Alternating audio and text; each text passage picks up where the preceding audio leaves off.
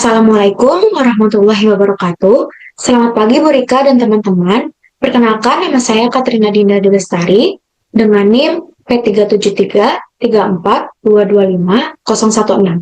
Pada kesempatan kali ini, saya akan menganalisis mengenai teror cyber terhadap kelompok kritis. Sebelum saya menganalisis mengenai kasus tentang teror cyber terhadap kelompok kritis, kita perlu tahu dulu apa sih teror cyber terhadap kelompok kritis.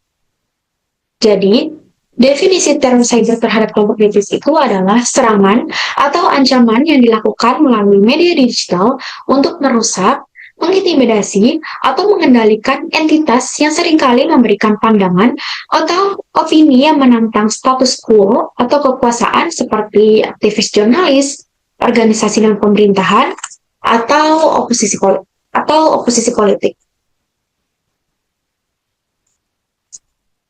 Kemudian ada bentuk-bentuk teror cyber, ada 5. Yang pertama itu penyerangan digital, seperti serangan DDoS atau Distributed Denial of Service, dan peretasan hacking. Kedua ada pengintaian dan pengumpulan data, seperti pencurian data dan spyware malware. Ini yang ketiga, ada penyebaran informasi palsu, seperti disinformasi dan propaganda deepfakes.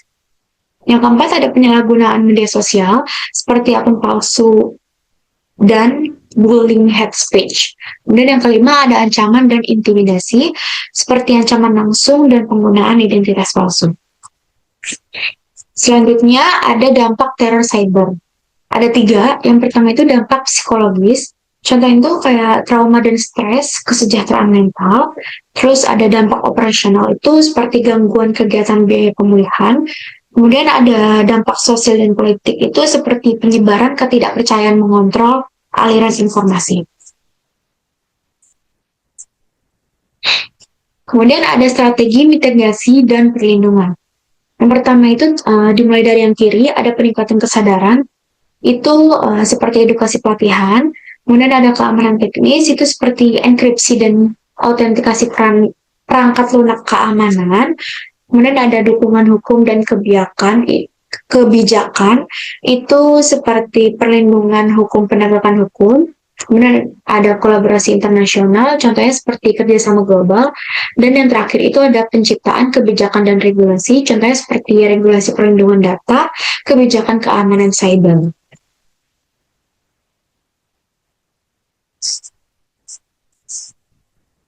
Kemudian saya akan membahas contoh kasus teror cyber terhadap kaum kritis. Ini ada kronologinya. Jadi pada Juni, jadi di sini saya akan membacakan kronologi kejadiannya. Pada Juni 2020, Bintang Emon memposting video yang mengkritik putusan hukuman ringan terhadap pelaku kekerasan seksual di Indonesia. Video tersebut mendapatkan perhatian luas dan dukungan dari publik, namun juga memicu reaksi negatif dari beberapa pihak. Setelah video tersebut viral, Bintang Emon menjadi target berbagai bentuk serangan cyber. Ini termasuk ancaman pribadi, penyebaran hoax, dan peretasan akun media sosial. Kemudian ada bentuk serangan cyber yang didapat.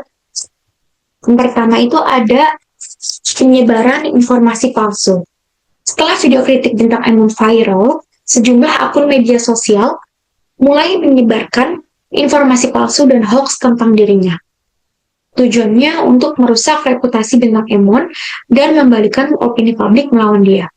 Bintang Emon mengalami serangan berupa berita palsu dan fitnah yang bisa mempengaruhi citra publiknya dan menyebabkan kerugian emosional. Yang kedua ada ancaman dan intimidasi. Bintang Emon menerima berbagai ancaman via media sosial, termasuk pesan-pesan kasar dan ancaman fisik. Ancaman ini ditujukan untuk menakut-nakuti dan menghentikan dia dari melanjutkan kritiknya.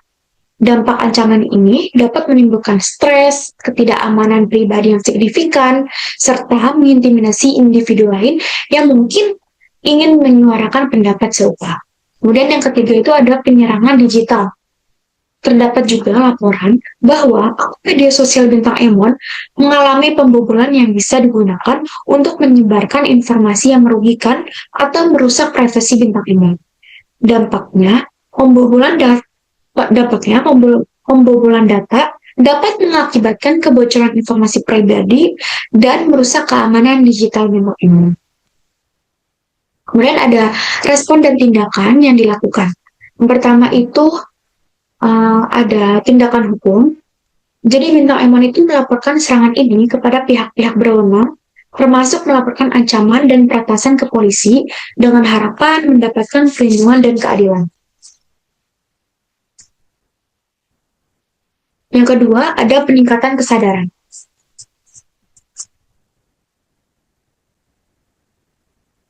Yang kedua, ada peningkatan kesadaran.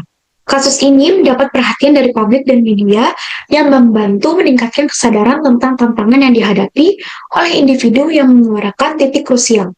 Dukungan dari komunitas dan rekan-rekannya juga berperan penting dalam memperkuat pesan bahwa serangan semacam ini tidak dapat diterima. Kemudian yang ketiga ada keamanan teknis. Jadi Bintang Emon itu kemungkinan mengambil langkah-langkah untuk memperkuat keamanan digitalnya, seperti memperbarui kata sandi, menggunakan autentikasi dua faktor, dan melindungi informasi pribadi dengan lebih baik. Kemudian ada keterkaitan kasus dengan Pancasila. Kasus Bintang Emon dapat dikaitkan dengan sila keempat Pancasila, yaitu kerakyatan yang dipimpin oleh hikmat, kebijaksanaan dalam permusyawaratan perwakilan. Sila ini menggarisbawahi pentingnya sistem pemerintahan yang demokratis, partisipatif, dan berdasarkan musyawarah untuk mencapai keputusan yang bijaksana dan adil. Kemudian saya akan membahas lebih rincinya tentang keterkaitan kasus dengan Pancasila. Dimulai dari yang pertama dulu, ada kebebasan berpendapat dan demokrasi.